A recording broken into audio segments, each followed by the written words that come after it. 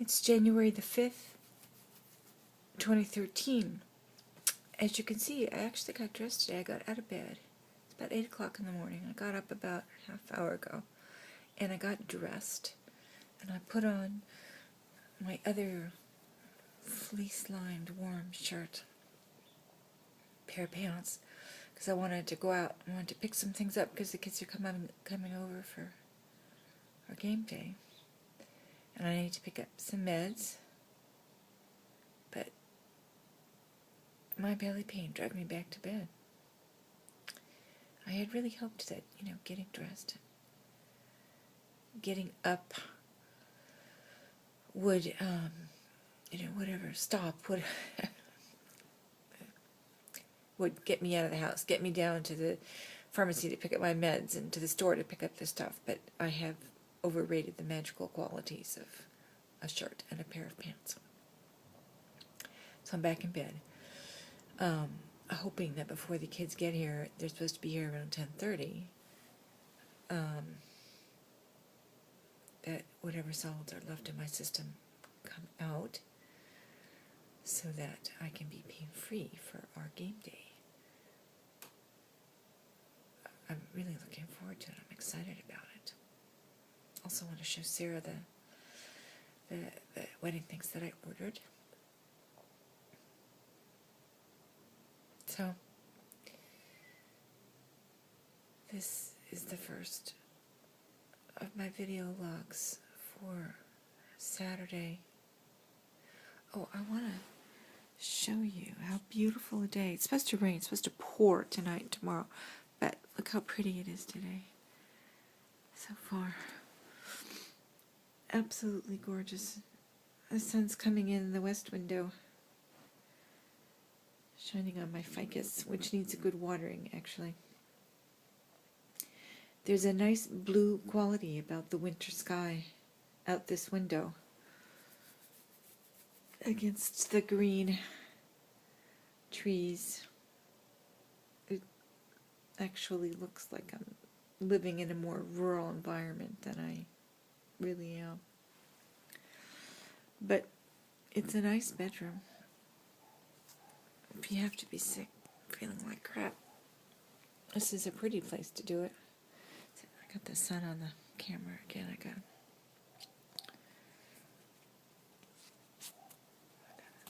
shade that. There we go. Okay. I haven't any profound thought this morning except that being sick sucks. Being in pain sucks. Being dependent on pain meds sucks even worse. There's the sun right there. That camera hole, and the sun shines right on it no matter what I do.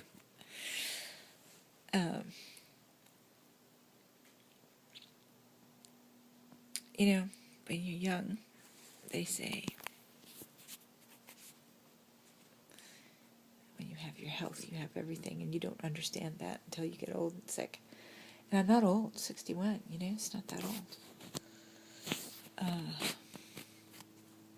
should just move the camera so it's not the sun. God, I look a little bedraggled. That's a good word. Bedraggled. Bedraggled. It's a good word. Bedraggled. I'm in bed and I'm raggled. Yeah, being dependent on pain meds. Pain meds themselves are bad for you. They're a strain on your liver.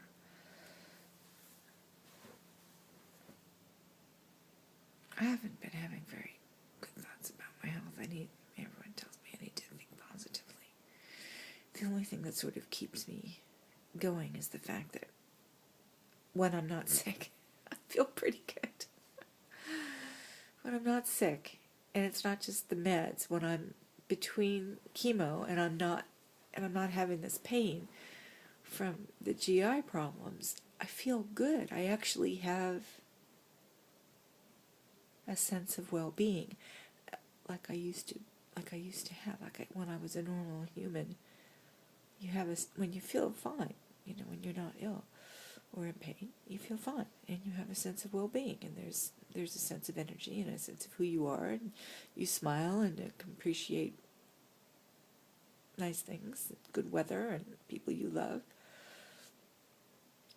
And there are moments I have that. Just realized that moments aren't enough. But it's those times that are pulling me hard.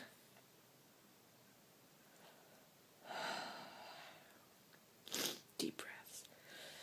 I'm hoping that deep breaths will get me through the crying so that I can continue to talk, because if I'm going to be making these video logs for my family, I'm going to need to learn how to get through these without being so damn pitiful. I don't know how to edit these video logs yet. I'm going to, I guess, have to buy some sort of movie editing equipment. Then I can edit them out, but it seems like cheating a little. Just, I don't know, it seems like cheating a little. Anyway, I'll say that. Get the camera back in the sun. Anyway, if I'm going to be doing these video logs, I'm going to need to learn how to get through it without blowing my nose and without having the crying disrupt my train of thought. I'm very self-conscious about crying. Always have been since I was a little kid. I believed that crying made me weak. No, it wasn't the crying that made me weak. It was the admission of being weak, of being hurt. I liked to think when I was even a little kid that I was indestructible. And crying proved that I wasn't. I never liked to see people cry. I would hold it in so much that my throat would ache. It would ache. But there's only been a few times I say that letting it out is a relief. I've only experienced that a couple of times. Generally, I don't like crying. It's like throwing up. They say once you throw up, you feel better. Well, I haven't experienced that either, and I don't like to throw up. Crying and throwing up, not my favorite things. Anyway, so what pulls me along are intervals of feeling good, of feeling good in the normal sense of feeling good, where you actually feel good not just because you took some pills, but because there is an underlying sense of well-being. And I still have those. Not very often. But during my chemotherapy breaks, I do have them. And since I'm on a break now, I should be having a lot more of them if this damned GI problem weren't getting in my way, getting in the way of everything. I hope the new GI guy, who I see on Thursday, will see things my way and cure whatever it is. Even if it's a risk, because my whole life is one big risk.